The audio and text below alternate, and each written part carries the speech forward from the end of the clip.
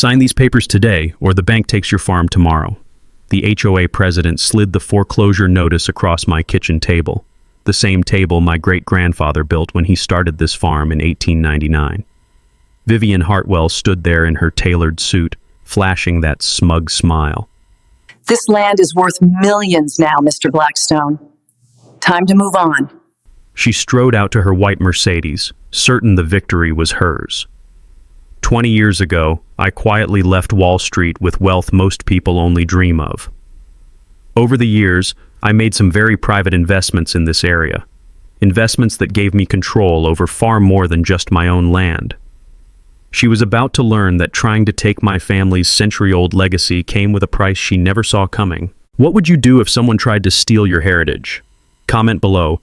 Where are you watching from, and have you ever dreamed of seeing a bully finally get destroyed? Let me back up and tell you how a perfectly peaceful retirement turned into the most satisfying financial war I've ever fought. 20 years ago, I was the guy who made regional banks very, very rich. On Wall Street, I specialized in community banking acquisitions, swooping in to buy struggling institutions and turning them profitable. When the 2008 crash hit and Regional Trust Bank was hemorrhaging money like a broken fire hydrant, I bought controlling interest for about what most people spend on a decent car. Here's the beautiful part. I never told anyone I owned it. Let the management think some mysterious investment group from New York was pulling the strings. Meanwhile, I inherited my great-grandfather's 40-acre farm and decided that collecting fresh eggs beat collecting heart palpitations from Wall Street stress. Picture this: heritage chickens strutting around heirloom tomato plants, the sound of morning roosters mixing with distant suburban lawnmowers, and the kind of peace you only get when your biggest worry is whether the rooster's crowing too early for the neighbors. My hands went from signing million-dollar mortgage deals to pulling carrots from soil that had been feeding my family since before cars were invented. Life was perfect until Vivian Hartwell decided to build her suburban kingdom around me. This woman constructed an entire 180-house subdivision called Hartwell Meadows, like some kind of residential fortress, completely surrounding my property. She'd tried buying my land during development, offering stupid money that would have set me up for life. But great-grandfather's will specifically said no developers ever. Apparently, he had a supernatural gift for predicting the future of suburban hell. Vivian's 47 years old, sharp as a surgical blade and twice as ruthless, living in a corner mansion that looks like it belongs in a magazine about people who have more money than sense. Every morning, she'd look out her floor-to-ceiling windows at my weathered farmhouse and probably taste pure rage. The scent of honest chicken manure drifting across her manicured paradise must have made her question every life choice that led her to this personal nightmare. See, my little farm had cost her millions in development nightmares. Roads had to curve around my property lines like they were avoiding radioactive waste. Buyers complained about agricultural odors.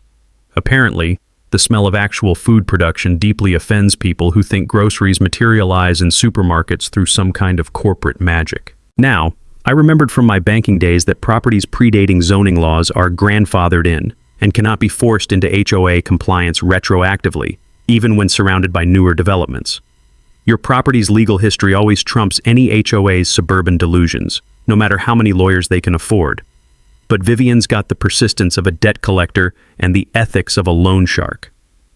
Last month, she marched across my porch in heels that probably cost more than most people's monthly rent, waving legal papers like she was declaring war on behalf of suburban civilization. "We've discovered serious irregularities in your property obligations, Mr. Blackstone." That smile could have frozen lava. Apparently, I owed $12,000 in retroactive HOA fees dating back 5 years, plus $50,000 in penalties for non-compliance with covenants that existed only in her twisted imagination. The paperwork looked official enough to fool a federal judge: stamps, signatures, legal language designed to terrify anyone who didn't understand how the financial system actually operates. She'd somehow convinced officers at Regional Trust Bank that my century-old farm had been reclassified under HOA jurisdiction through a mysterious boundary revision from 2010. The texture of those documents felt like expensive lies wrapped in legal paper. "Your family history is quaint," she'd said, her voice carrying the kind of condescension that makes decent people fantasize about cosmic justice. But banks deal in mathematics, not sentiment. Pay immediately or lose everything. Here's what made my blood boil. She'd been manipulating my own bank to threaten me. My employees, completely unaware I owned their paychecks, had been feeding her insider information about foreclosure procedures and legal leverage. She'd weaponized my own institution against me. That's when she slid those foreclosure papers across my kitchen table, absolutely certain she'd just checkmate some helpless old farmer. What she didn't realize was that she'd just declared war on the person who controlled every financial lever in her entire world. The next morning, I decided to pay Regional Trust Bank a friendly little visit. Not as the owner. That nuclear option was staying locked away until the perfect moment. Just a confused old farmer trying to understand how his peaceful chicken coop had suddenly become a federal foreclosure case. The bank lobby still had that polished marble smell mixed with the faint aroma of financial anxiety that seems to permanently infuse places where people's dreams get crushed or approved. I'd personally designed that renovation 20 years ago, back when I naively thought banking was about helping communities instead of watching suburban soap operas unfold in real time. Mr. Blackstone. Janet Morrison, the loan officer, practically launched herself into orbit when she spotted me. Her coffee cup performed a percussion solo against its saucer. Thank goodness you're here. We absolutely must discuss your account irregularities. I eased into the chair across from her desk like someone settling in for a friendly chat about the weather, while noting how her hands shook like autumn leaves in a hurricane. Back in my Wall Street days, I'd learned that nervous bank employees usually meant someone was playing fast and loose with regulations that could land entire institutions in federal hot water. Janet, help me understand something. My property's been in my family since before anyone invented the word subdivision. How exactly do I owe fees to an organization that didn't exist when my great-grandfather was building chicken coops? Oh, well, you see, she glanced around like she expected Vivian to burst through the ceiling tiles wielding legal documents. Miss Hartwell provided absolutely comprehensive documentation, proving your property was officially incorporated into the Hartwell Meadows Covenant through a legitimate boundary revision in 2010. Everything's completely above board. Now, I'd spent enough years structuring mortgage deals to know that independent verification of debt claims isn't just good practice, it's federal law. Banks can't simply accept someone's word about who owes what, even if that someone drives expensive cars and speaks in legal terminology that sounds impressive to people who don't know better. Interesting. Mind if I take a look at that documentation? Janet's complexion shifted from healthy pink to mortuary white faster than you could say federal banking violation. Well, actually, those documents are in Ms. Hartwell's secure file system. She maintains all the originals for proper chain of custody. Now, that afternoon, I called some old colleagues who specialized in what we politely called creative accounting archaeology, following money through more twists and turns than a carnival funhouse. What they uncovered was more beautiful than I dared hope. Vivian hadn't just been lying about my property status. She'd been conducting a symphony of fraud throughout the entire subdivision, inflating property values like a used car salesman describing a rusty Honda as a vintage classic with character. Her development company had borrowed against fantasy numbers that existed only in PowerPoint presentations and cocaine-fueled business plans. The sound of my printer running all night was like a lullaby sung by the ghosts of financial justice.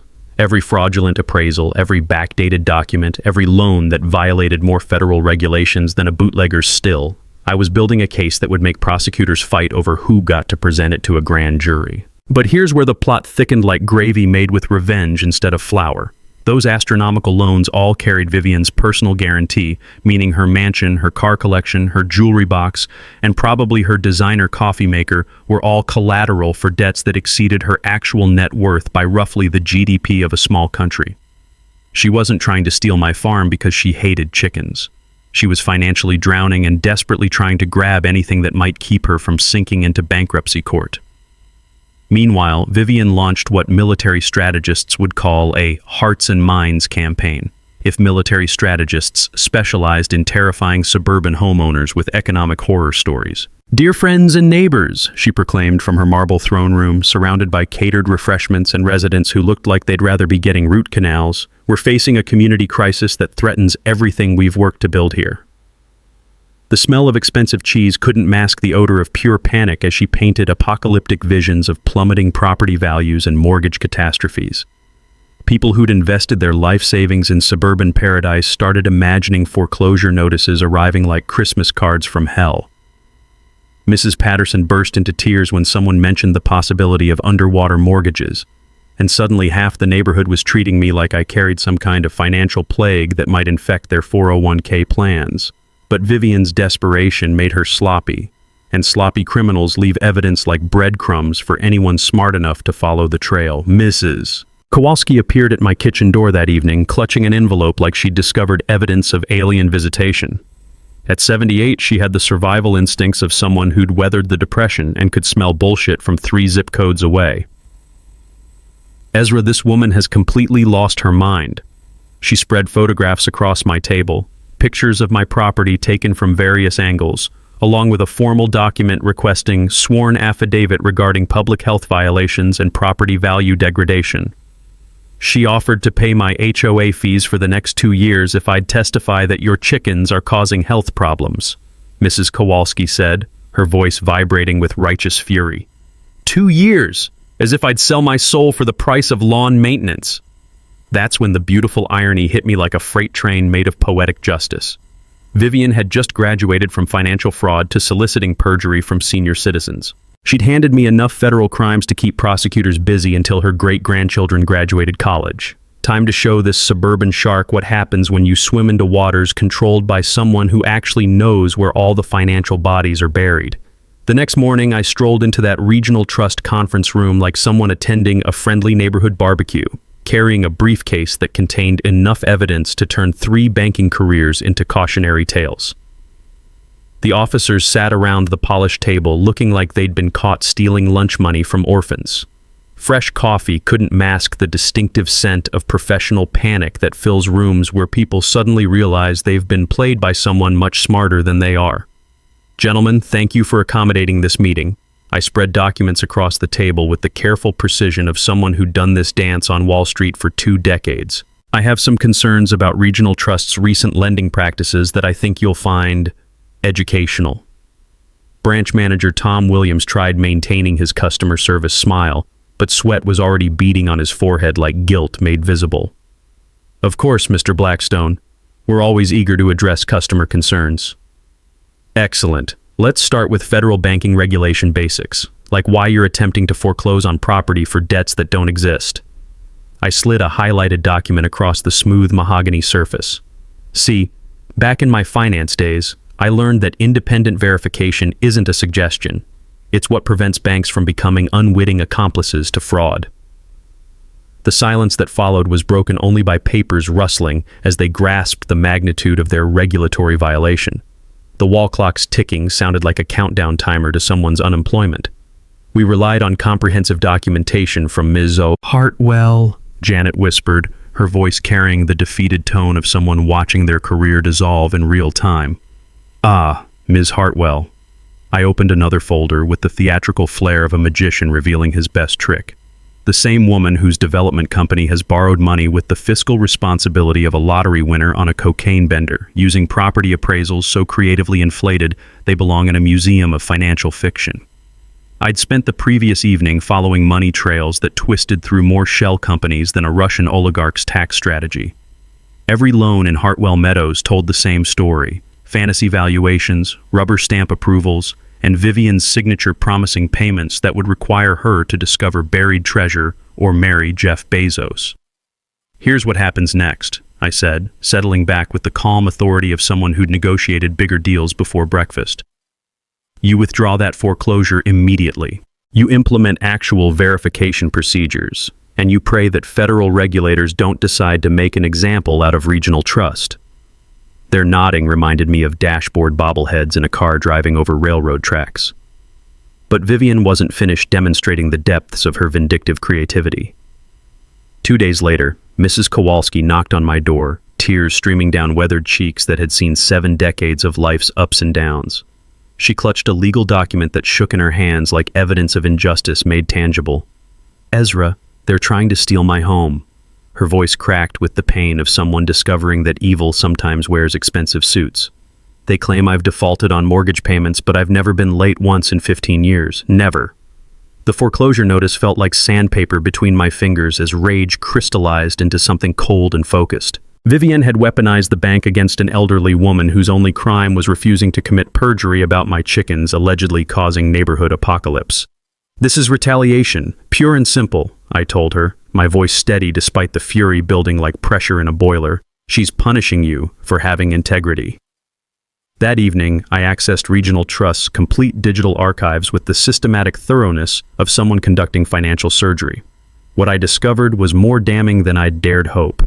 Email conversations between Vivian and loan officers discussing expedited approvals and flexible interpretations of lending standards.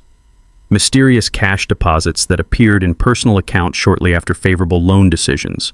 A paper trail that connected dots into a picture of systematic corruption. The smoking gun was a recorded phone call where Vivian explicitly discussed compensation arrangements for overlooking certain regulatory requirements. In banking law, such conversations are treated like confessions written in blood and witnessed by federal judges. But the real revelation came buried in corporate records that read like a masterclass in financial deception. Vivian's development company was secretly controlled by her ex-husband's bankruptcy attorney, the same lawyer who'd helped her hide millions during their divorce proceedings. This wasn't just fraud. It was organized conspiracy involving officers of the court who'd forgotten that law degrees come with ethical obligations. She documented her own criminal enterprise like someone writing a how-to manual for federal prosecutors. I organized everything into folders labeled with federal statute numbers, each representing another year of potential prison time. The texture of compiled evidence felt like justice taking physical form. Then I made the call that would end Vivian's reign of suburban terror. "FDIC Fraud Investigation Unit, how can I help you?" "I need to report systematic lending violations at Regional Trust Bank, the kind that involve millions of dollars, multiple federal statutes, and enough documented evidence to make prosecutors fight over who gets to present the case. Please hold while I connect you with our senior investigator." 2 hours later, I was speaking with someone whose excitement was audible through the phone. Within 24 hours, federal examiners descended on Regional Trust like antibodies attacking an infection. Vivian's financial house of cards was about to collapse, and she'd built it tall enough that the crash would be visible from space. The federal bank examiners worked with the methodical precision of surgeons removing a cancer, except their patient was a financial institution, and the cancer was 4 years of systematic fraud dressed up as suburban development. For 3 days, they dissected Regional Trust's lending practices, while Vivian paced her mansion like a caged predator who'd suddenly realized the cage was made of federal banking regulations. I watched the investigation unfold from my kitchen window while sipping coffee from the same chipped mug my great-grandfather had used for 40 years. The irony tasted sweeter than honey. I was witnessing the systematic dismantling of corruption at an institution I owned, perpetrated by a woman who had no idea she'd been stealing from her own mortgage holder. On the 4th morning, Senior Examiner Patricia Hendricks called me with news that made my day brighter than Christmas morning. "Mr. Blackstone, what we've uncovered is absolutely spectacular. This case will be taught in federal law enforcement academies for decades." I arrived at Regional Trust to find the lobby transformed into a white-collar crime scene that would make FBI training videos jealous. Boxes of evidence lined the walls, and federal agents moved between workstations with the focused intensity of hunters who'd cornered the world's most well-documented criminal. The smell of fresh printer ink mixed with the electric tension of pending federal indictments hanging in the air like storm clouds gathering for a perfect hurricane. Patricia led me to the conference room where nervous loan officers had once tried to explain away obvious fraud. Now the mahogany table was covered with enough evidence to convict a small corporation, each folder representing another felony charge with Vivian's name on it. "Mr. Blackstone, what we've discovered is a masterclass in how not to commit financial crimes." She opened a folder thick enough to stop small-caliber bullets. 4 years of systematic fraud, documented with the thoroughness of someone writing their own criminal confession. She spread documents across the table like a dealer revealing a winning hand in federal prosecution poker. Loan applications with forged signatures that wouldn't fool a kindergarten teacher. Property appraisals inflated beyond the realm of mathematical possibility. Email communications discussing federal law violations like they were suggestions for weekend activities. The texture of comprehensive stupidity felt almost educational as I examined each piece of evidence. 20 years in banking had taught me to recognize fraud. But this was performance art, if criminal conspiracy could be considered artistic expression. Total exposure, $47 million in fraudulent lending, Patricia continued, barely containing her excitement. All tied to one development project, all personally guaranteed by someone who apparently failed basic mathematics in elementary school. Vivian Hartwell, I presume. Precisely. But here's where it gets beautiful. Patricia's smile could have powered a small city. Her personal guarantees exceed her net worth by $8 million. She's pledged everything she owns and everything she doesn't own as collateral for impossible debts. But then Patricia revealed something that made my blood freeze with pure rage. However, we've discovered she's been liquidating assets and transferring money offshore for the past 2 weeks. Swiss bank accounts, Cayman Island investments, even cryptocurrency wallets. She's preparing to run. The mini twist hit me like a sledgehammer. While I'd been building a case against her, Vivian had been planning her escape with stolen community funds. She wasn't just a financial predator, she was a flight risk with a head start. We estimate she's moved approximately $2.3 million in HOA funds to international accounts, Patricia added grimly. If she disappears, your neighbors lose everything. That's when I realized the beautiful irony of my position. As bank owner, I could freeze her accounts, block wire transfers, and trap her financially before she could flee with the community's money. I pulled out my phone and called Regional Trust's wire transfer department. This is Ezra Blackstone. I'm invoking executive authority to freeze all outgoing international transfers from any account associated with Vivian Hartwell or Hartwell Development. Effective immediately. Patricia watched with growing amazement as I systematically dismantled Vivian's escape plan in real time. You can do that? Patricia, there's something I should mention about Regional Trust's ownership structure. I reached for my briefcase with the satisfaction of someone about to play their royal flush. I don't just bank here, I own this institution. The silence that followed was so complete I could hear the building's air conditioning cycling on. Patricia stared at me like I'd just announced I was actually Superman masquerading as a farmer. You own the bank, she whispered, testing each word for hidden implications. Lock, stock, and apparently every fraudulent loan Vivian's been cooking up for 4 years. She's been trying to steal from the person who controls her credit lines, her mortgage, and every financial lever in this community. Patricia's expression shifted from professional composure to something approaching awe. This just became the most ironically perfect case in federal fraud history. I smiled and opened my briefcase. Patricia, let me show you exactly how we're going to catch a financial predator using her own greed as the trap. The hunter was about to become the hunted, and she'd provided all the weapons. The look on Patricia's face when I revealed my ownership was worth every sleepless night I'd spent building this case. Her jaw dropped so fast I worried she might dislocate something, staring at me like I'd just announced I was Batman hiding in plain sight as a chicken farmer. You own the bank, she whispered, her voice carrying the awe of someone witnessing a miracle wrapped in poetic justice. The fraud victim owns the defrauded institution. Every marble tile, every loan document, and apparently every criminal scheme Vivian's been running. I pulled out corporate papers with the satisfaction of someone revealing the ultimate plot twist. Patricia, this isn't just an investigation anymore, it's financial poetry. But federal justice crawls slower than bureaucracy and molasses. I needed a solution that moved at the speed of community outrage and righteous fury. That evening, I assembled my war council in the barn where great-grandfather had crafted furniture and probably plotted his own battles against injustice. The rich smell of aged hay mixed with determination as Mrs. Kowalski arrived carrying coffee that could wake the dead, her eyes blazing with 78 years of accumulated wisdom about fighting bullies. That woman made a fatal mistake, she announced, settling into a chair that creaked like old bones, ready for one final fight. She threatened the wrong grandmother about her mortgage. I've been organizing this neighborhood longer than she's been breathing through her surgically perfect nose. Dmitri clanked in with his toolbox full of evidence, grinning like someone who'd waited decades to expose shoddy construction. I have photographs of violations that would make building inspectors resign in shame. This woman cut corners that don't exist.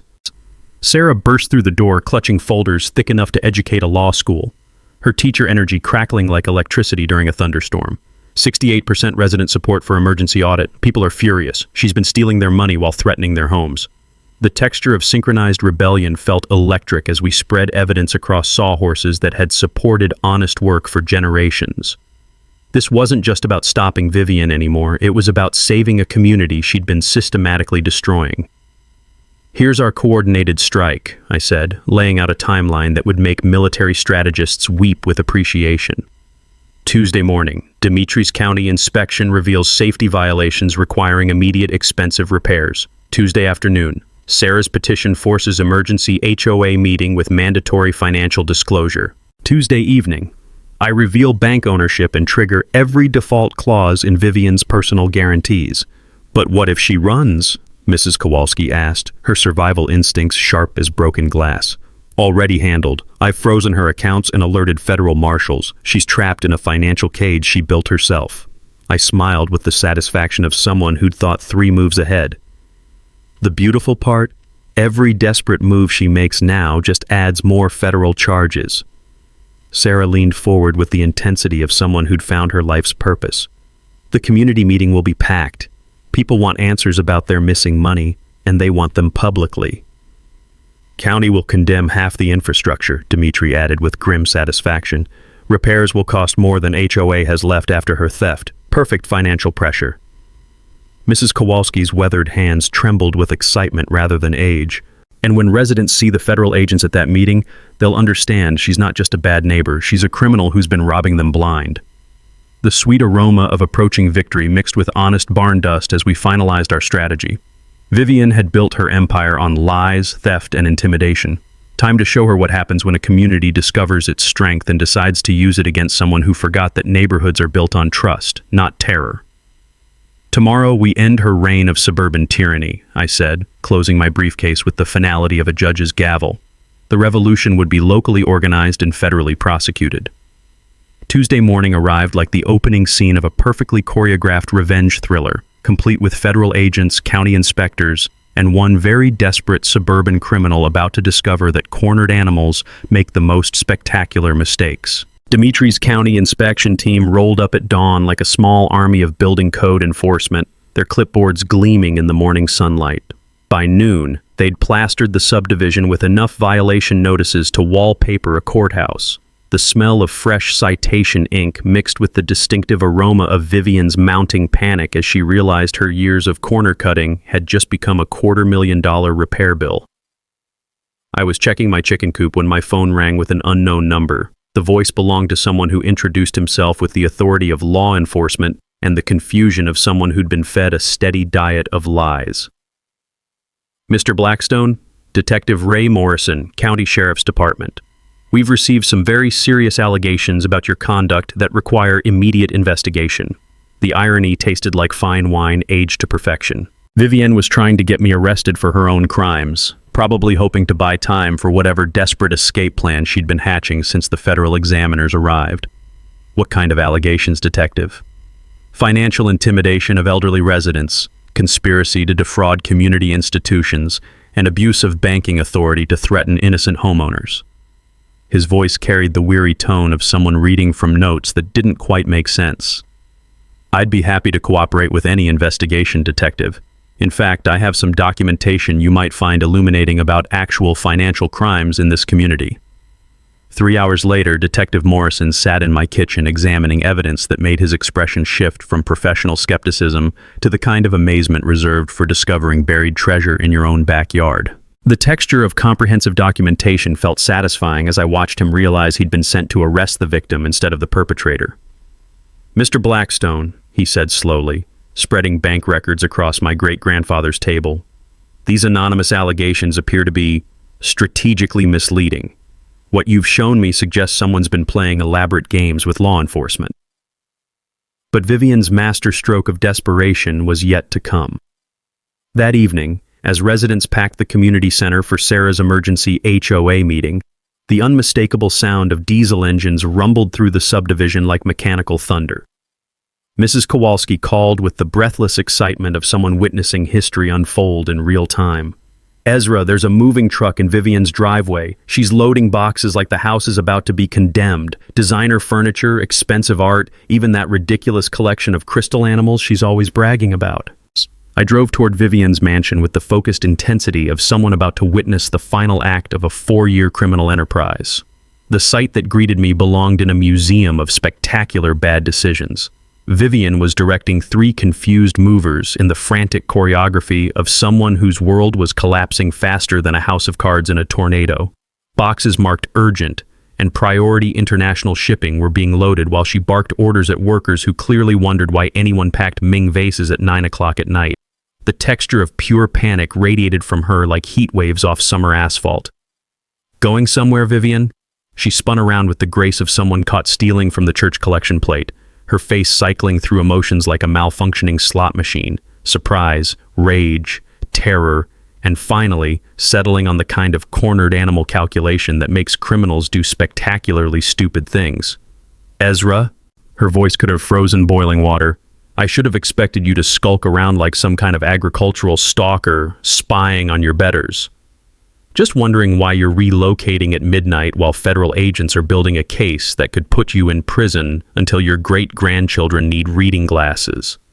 Her diamond rings clicked together like castanets played by someone having a nervous breakdown. "You have no comprehension of what you're interfering with. This community, that pathetic bank, these sheep who call themselves neighbors, they're all components of something far more sophisticated than your barnyard brain could possibly understand." That's when I noticed something that made my blood turn to ice water in my veins. The boxes weren't just personal belongings. Through gaps in hastily applied tape, I could see HOA financial records, thick folders of resident personal information, and what looked like computer drives containing banking data she'd systematically stolen from Regional Trust over the past 4 years. She wasn't just fleeing prosecution. She was planning to establish her criminal enterprise internationally, using stolen community data as startup capital for fraud operations that would make her current schemes look like petty theft. Those boxes contain federal evidence and stolen personal information, Vivian. Taking that material across state lines transforms local fraud into international criminal conspiracy. Her smile could have powered a nuclear reactor with pure malevolence. "Prove it, farmer boy. By tomorrow morning, I'll be conducting business from somewhere your pathetic federal friends can't even pronounce, let alone extradite from." She'd just graduated from garden variety fraud to data theft, flight to avoid prosecution, and what sounded remarkably like threats against a federal investigation. The woman was collecting felony charges like some people collect vintage wines, and she was about to discover that threatening someone who controlled every aspect of her financial existence was the kind of mistake that transforms white-collar prison sentences into hard-time federal accommodations. I pulled out my phone and speed-dialed Patricia Hendricks while Vivian watched with the expression of someone who'd just realized they might have made a tactical error roughly equivalent to declaring war on the United States using water balloons. "Patricia, it's Ezra. Our suspect is currently loading federal evidence into moving trucks while threatening to flee the country. You might want to expedite that arrest warrant." "FBI units are 2 minutes out," Patricia's voice crackled with barely contained excitement. "Local news crews are following. This is about to become very public." The color drained from Vivian's face faster than water from a broken bathtub. She'd spent 4 years operating in shadows and backroom deals, but federal arrests tend to happen under bright lights with lots of cameras rolling. "You called the media?" Her voice pitched higher than a smoke alarm in a house fire. "This is a private community matter." "Private community matters don't usually involve stolen federal banking records and international flight to avoid prosecution," I replied, watching neighbors emerge from their houses like audience members filing into a theater for the most important show of the decade. The sound of approaching sirens mixed with the rumble of news van generators as Hartwell Meadows transformed into the epicenter of suburban justice. Red and blue lights painted the mansion's white columns, while satellite dishes extended like mechanical flowers blooming toward the night sky. But Vivian's final desperate gambit was more twisted than I'd imagined possible. As federal agents poured out of black SUVs like a coordinated invasion force, she grabbed a small device from her designer purse and held it above her head like she was brandishing a digital weapon of mass destruction. "This contains every piece of personal information on every family in this subdivision," she announced with the theatrical desperation of someone whose world was collapsing in real time. "Bank accounts, social security numbers, children's school records, medical information, everything needed to destroy their lives completely." The device looked innocuous, just a small USB drive, but the implications made my blood run cold.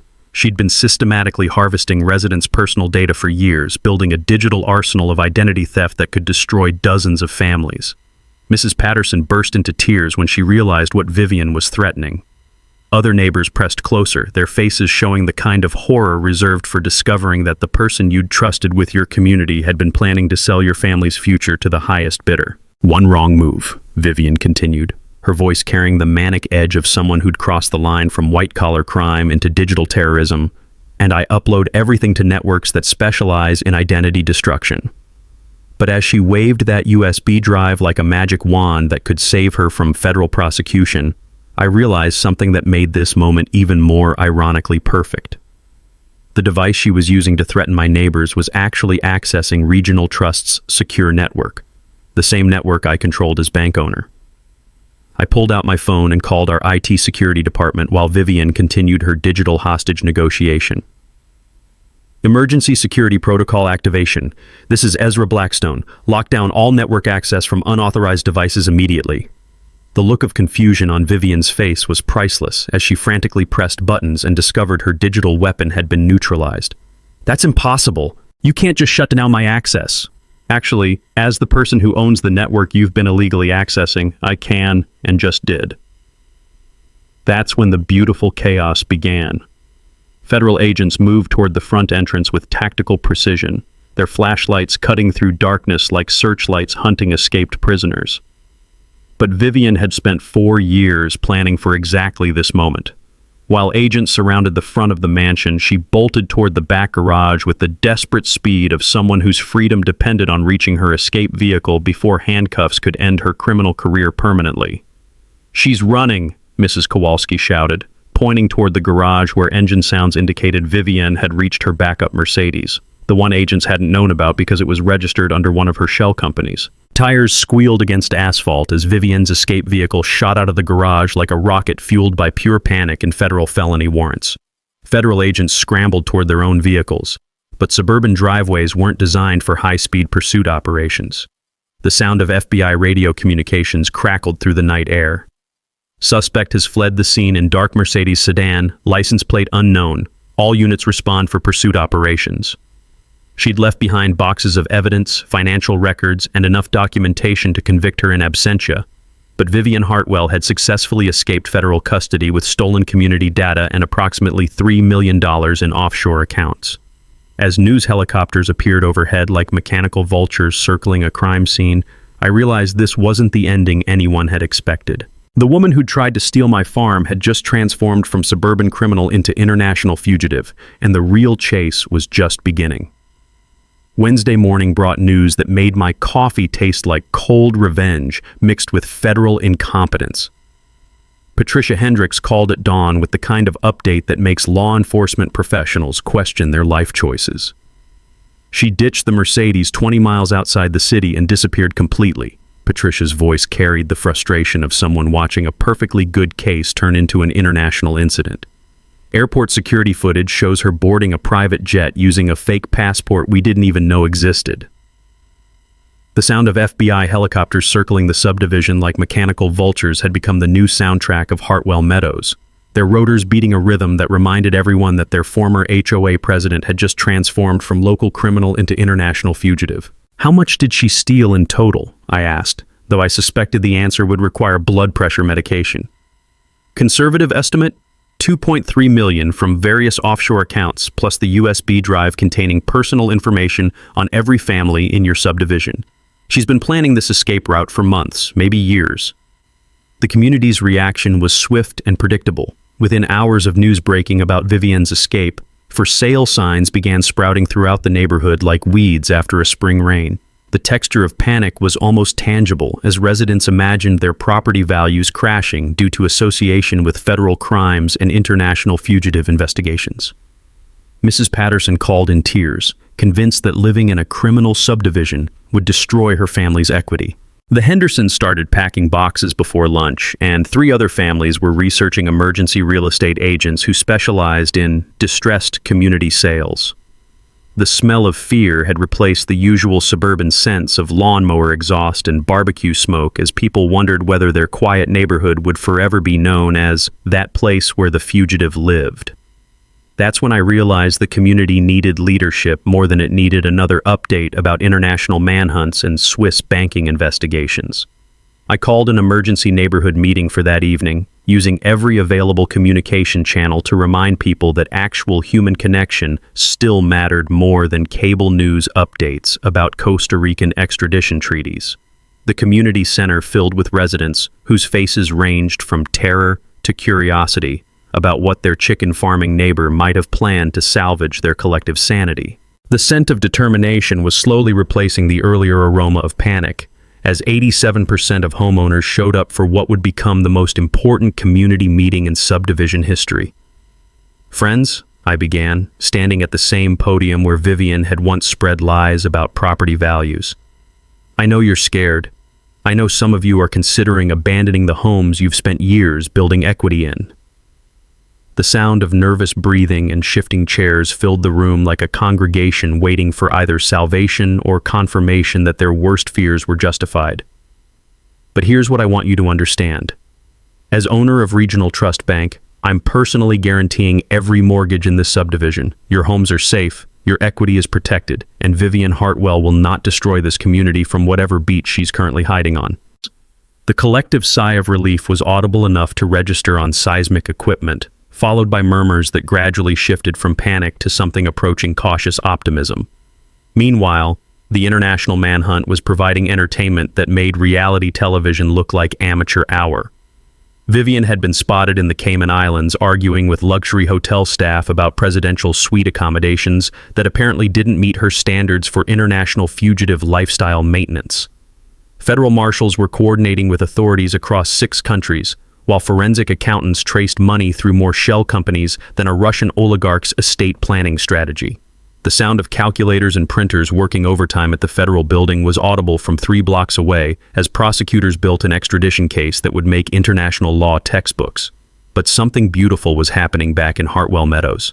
Instead of fleeing like rats from a sinking subdivision, residents began working together with the intensity usually reserved for natural disaster recovery. Mrs. Kowalski was unanimously elected as interim HOA president, running on a platform of complete transparency, absolute accountability, and homemade pierogi for every board meeting. Her first official act was implementing emergency financial controls that would prevent any future suburban tyrant from accessing community funds without written approval from at least 12 residents. Dimitri organized volunteer construction crews to begin emergency infrastructure repairs using funds I'd advanced against future asset recovery operations. The texture of neighbors actually helping each other instead of communicating through formal violation notices felt revolutionary after years of Vivian's divide-and-conquer management style. Sarah established resident committees for financial oversight, community safety, and long-term planning that would ensure no future HOA leader could accumulate the kind of unchecked power that Vivian had systematically abused. The media attention was surprisingly positive. National news networks interviewed residents about their experiences with financial intimidation and suburban tyranny, creating awareness about HOA abuse that was spreading beyond our little community. But the real shock came when federal investigators revealed the ultimate twist. Vivian's divorce had been completely fabricated. Her ex-husband was actually her co-conspirator, and their bankruptcy attorney had been laundering money through legal fees for over 5 years. The federal RICO case now included organized criminal enterprise charges that would make extradition a formality rather than a legal challenge. 3 weeks later, the news that everyone had been waiting for finally arrived. Patricia Hendricks called at 7 in the morning with the kind of excitement that made her voice crack like a teenager announcing prom dates. "We got her, Ezra. Costa Rican authorities arrested Vivian at a luxury resort where she'd been living under a fake identity. She's being extradited today."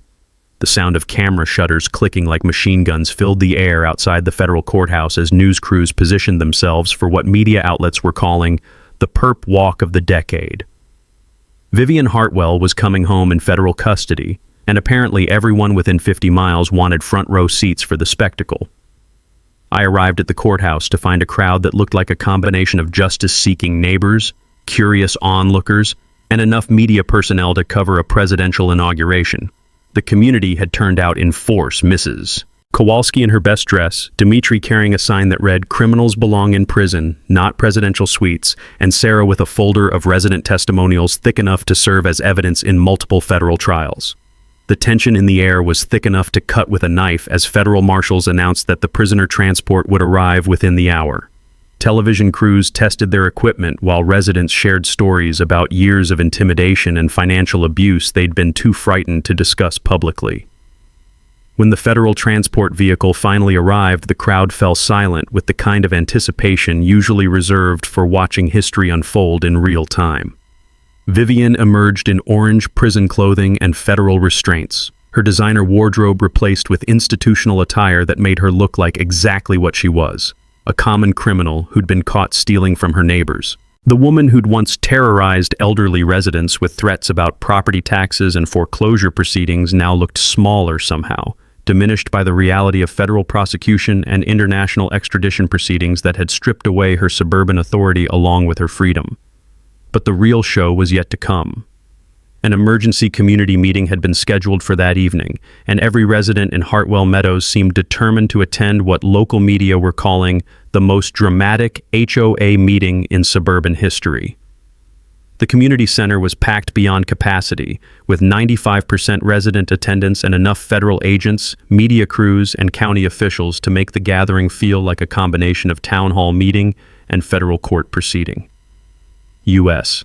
Attorney Rebecca Morrison took the podium with the confident authority of someone about to announce the successful conclusion of a case that would be studied in law schools for decades. Behind her, a projection screen displayed financial charts that told the complete story of Vivian's 4-year crime spree in language simple enough for elementary school students to understand. "Ladies and gentlemen," Morrison announced, her voice carrying across the packed room like a declaration of victory over suburban tyranny, "today marks the conclusion of one of the most comprehensive financial fraud investigations in federal history." The room fell silent, except for the quiet hum of recording equipment capturing every word for primetime news broadcasts and federal case study documentation. Over the past 4 years, Vivian Hartwell systematically embezzled $1.2 million from HOA reserves, defrauded Regional Trust Bank of $47 million through falsified loan applications, and stole personal identity information from 180 families for potential sale to criminal networks. Each number hit the audience like physical blows, gasps and murmurs rippling through the crowd as people fully grasped the scope of crimes that had been committed against their community while disguised as neighborhood management. The scent of relief mixed with vindication filled the air as residents realized their years of suspicion and fear had been completely justified.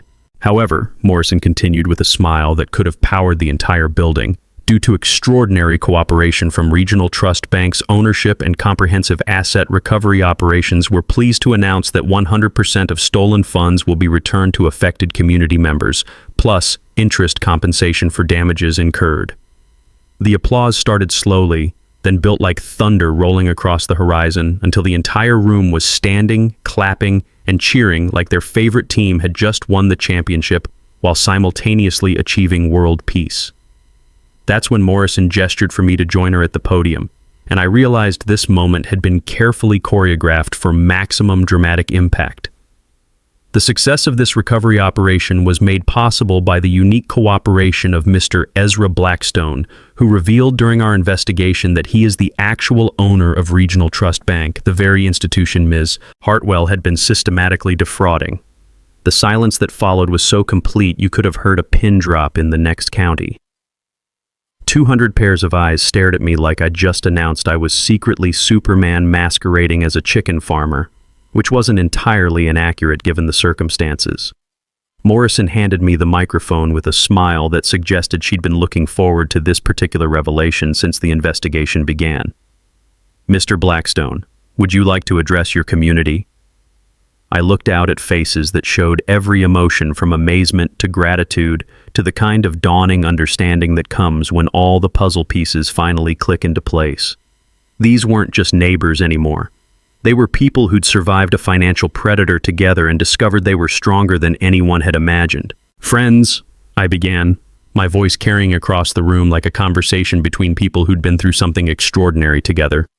4 months ago, Vivian Hartwell walked onto my porch and threatened to steal my family's farm using fake debt claims and fraudulent legal documents. The sound of held breath filled the room as everyone leaned forward to hear the complete story they'd only known in fragments and whispered conversations. What she didn't realize was that she was threatening to foreclose on property owned by the person who controlled every mortgage, every loan, and every financial instrument keeping this subdivision financially stable. Nervous laughter rippled through the crowd as people began appreciating the cosmic irony of a situation that belonged in textbooks about poetic justice. I turned to face the cameras directly, knowing this moment would be replayed on news broadcasts across the country and referenced in federal fraud prevention seminars for years to come. Vivian, your foreclosure papers are permanently denied. Your criminal enterprise is permanently closed, and your attempt to steal from this community has permanently failed. 6 months later, I stood in the community garden that had replaced Vivian's foreclosed mansion, watching 3 generations of families harvest vegetables they'd grown together while discussing mortgage refinancing that was saving each household an average of $400 monthly. The smell of fresh soil mixed with the sound of genuine laughter, a combination that had been missing from Hartwell Meadows for far too long. Vivian's federal trial had been a masterclass in how not to defend yourself against overwhelming evidence. 24 months in federal prison plus full restitution orders that stripped every luxury she'd purchased with stolen community funds. Her co-conspirator ex-husband received 18 months, and their fake bankruptcy attorney was disbarred before beginning his own federal sentence. The asset liquidation recovered $1.1 million for direct community restitution, while civil lawsuits added another $200,000 in damages that would fund neighborhood improvements for years to come. Every stolen penny had been accounted for, tracked down, and returned to its rightful owners with interest that actually exceeded original losses. As owner of Regional Trust Bank, I restructured every mortgage in the subdivision with reduced interest rates and extended terms that made homeownership genuinely affordable rather than a source of constant financial stress. Property values increased significantly once people realized their community was backed by honest financial management instead of criminal manipulation designed to extract maximum profit from residents' desperation. Mrs. Kowalski had been unanimously elected as permanent HOA president on a platform of radical transparency that included monthly financial reports detailed enough that residents knew exactly how much was spent on every light bulb, bag of road salt, and blade of grass maintenance. Her board meetings featured homemade pierogi and financial statements that could satisfy federal auditors. Dimitri supervised infrastructure reconstruction with the focused intensity of someone finally getting to build things properly instead of hiding problems under cosmetic repairs that looked good just long enough to pass inspection. The subdivision's roads, drainage systems, and common areas were now engineered to last decades, and the sound of construction equipment building better instead of covering up problems had become the soundtrack of community renewal. Sarah established the Hartwell Heritage Scholarship Fund, using recovered money to provide educational grants for students studying agricultural finance, sustainable community development, and ethical business practices. The $150,000 endowment had already awarded its first scholarship to a young woman planning to study sustainable community banking. Apparently, the next generation was learning that farming and finance could work together instead of against each other. The converted mansion site became a community center and library where residents gathered for everything from children's programming to financial literacy classes that ensured no future suburban tyrant could exploit people's ignorance about banking regulations and legal rights. Annual Harvest Festival celebrations combined agricultural heritage with suburban community building, creating traditions that connected people to both food production and neighborhood cooperation. My farm had expanded into a comprehensive community agriculture program where families could rent plots, learn sustainable living practices, and connect with food production in ways that suburban life typically doesn't allow. The scent of herbs and vegetables now mixed with suburban lawn care, creating an atmosphere that felt both productive and peaceful rather than artificially maintained through chemical dependence and regulatory intimidation. The broader impact exceeded anything we'd imagined possible. Our story inspired nationwide HOA financial transparency legislation that required detailed public reporting and resident oversight for all community association expenditures. Regional Trust Bank became a model for community-focused financial institutions. with federal regulators using our fraud detection and community development programs as examples of how banks should actually serve customers instead of exploiting them for maximum profit extraction. Several communities contacted me weekly for advice about their own HOA problems, discovering that Vivian's combination of financial manipulation and community intimidation was unfortunately common throughout suburban America. My investigation techniques were helping expose similar tyrants across multiple states, creating a network of communities learning to protect themselves from predatory leadership. But the most satisfying change was something you could feel during evening family walks. Children played in yards without parents worrying about HOA violation notices. Neighbors actually talked to each other instead of communicating through lawyers and formal complaints. The sound of lawnmowers was regularly interrupted by block parties, community barbecues, and impromptu gatherings that built genuine relationships instead of enforced compliance. Mrs. Patterson's weekly coffee group for elderly residents ensured that no one would ever face financial threats or intimidation alone again. The group met in my kitchen most Tuesday mornings, partly for the coffee and partly because they enjoyed sitting around the same table where Vivian had once threatened to steal everything.